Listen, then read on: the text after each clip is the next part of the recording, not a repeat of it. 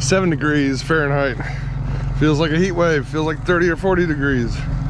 It's been charging the battery up for a little bit here. Also added some 911 diesel into the fuel system.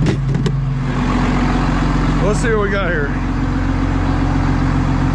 Charge the battery. The one thing I did notice is when you turn the key on in this cold weather, well, they're staying on now. The glow plugs weren't staying on earlier. So I'm not sure if it was the 911 diesel additive or the battery just needed to be charged, staying on like normal.